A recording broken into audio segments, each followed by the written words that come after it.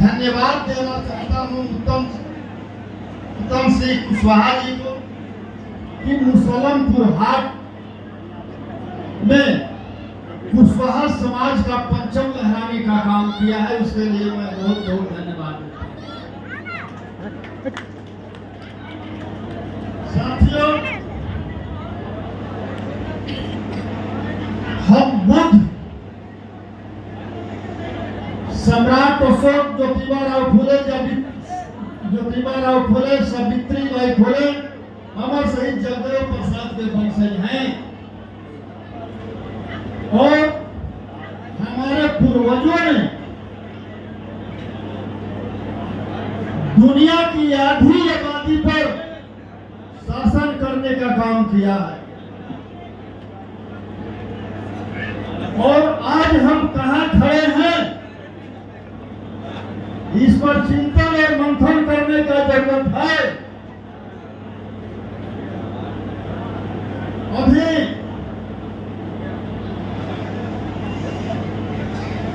जो पूर्व प्रत्याशी पूर्व विधान पार्षद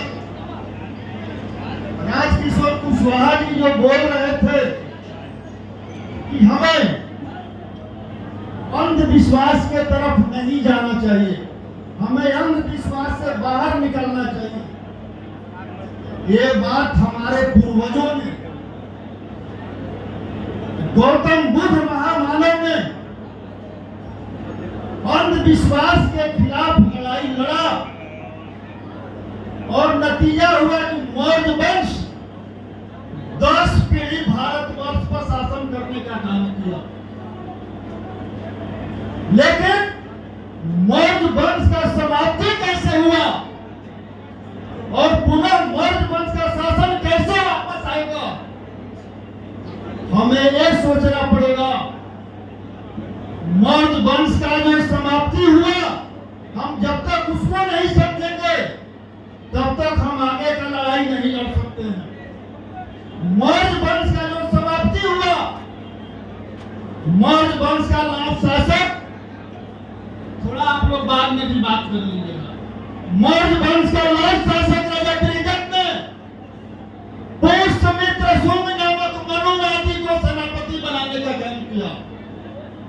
अगर राजा त्रिजट ने एक मनुवादी को सेनापति नहीं बनाया होता तो राजा त्रिजट का हत्या नहीं हुआ रहता और मौर्य वंश का शासन समाप्त नहीं हुआ रहता और लाखों बौद्ध भिक्षुक नहीं मारे गए होते जो लाखों बौद्ध भिक्षुक मारे गए।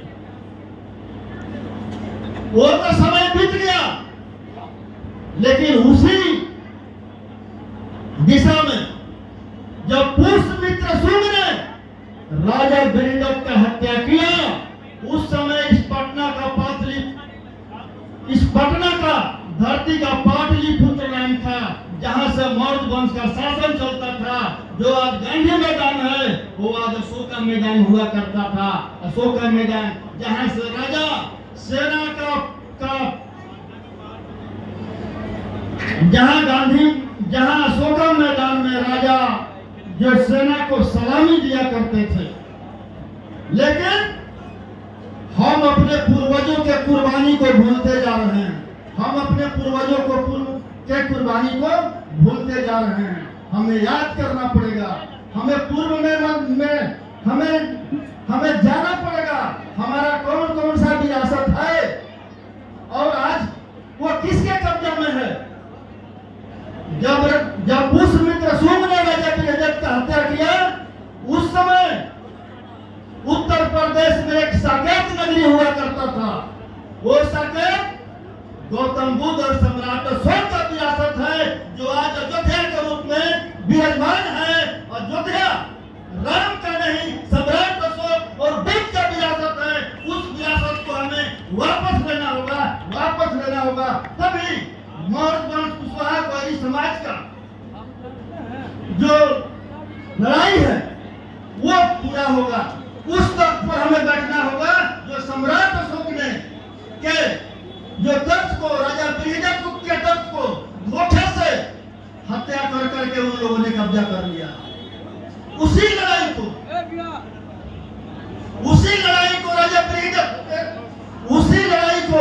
ज्योतिबा फूले और सावित्रीबाई फूले ने शुरुआत किया कि उन्होंने समझा कि उस लड़ाई को जीतने के लिए शिक्षा बहुत जरूरी है।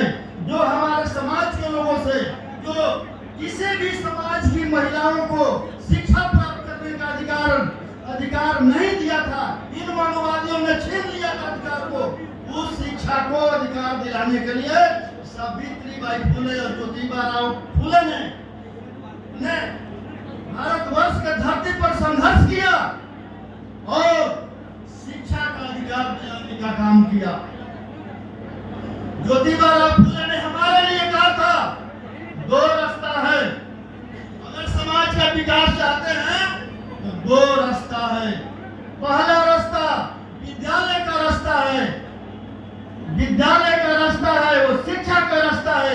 शिक्षा, विद्यालय नहीं तो शिक्षा नहीं, और शिक्षा नहीं तो विकास नहीं। और उन्होंने सावित्रीबाई फूले को पढ़ाया लिखाया और 1848 में भारतवर्ष के पहला महिला शिक्षिका बनाने का काम किया। और दूसरा रास्ता बताया कि दूसरा रास्ता गुलामी का रास्ता है, जो अंधविश्वास के तरफ जाता है। तो हमें अंधविश्वास से बाहर निकलना होगा और हमें आजादी के रास्ते पर, शिक्षा के रास्ते पर चलना होगा। हम आप लोगों से आग्रह कर रहे हैं कि अपने बच्चों को शिक्षा दें, पढ़ाएं लिखाएं, तभी जो हमारे पूर्वजों ने जो सपना हमारे लिए देखा है वो पूरा हो सकता है। और मैं आप लोगों से कहने आया हूं कि जो हमारा विरासत है, जो सम्राट अशोक का विरासत है, गौतम बुद्ध का विरासत है, ज्योतिबा फूले, सावित्रीबाई फूले, अमर शहीद जगदेव प्रसाद का विरासत है, जिन्होंने हमारे लिए लड़ाई लड़ने का काम किया और शहादत देने का काम किया। इन लोगों का शहादत का सच्ची श्रद्धांजलि तभी होगा जब मर्द वंश के लोग, कुशवाहा कोयली समाज के लोग दिल्ली के लाल किला पर झंडा फहराने का काम करेंगे। दिल्ली के लाल किला पर झंडा। हम शासक हैं, हम शासक थे, हम शोषक नहीं हैं। हमें शासक बनना पड़ेगा और शासक बनने के लिए अपने पूर्वजों के इतिहास को समझना पड़ेगा, पढ़ना पड़ेगा, तब भी हम बनेंगे। और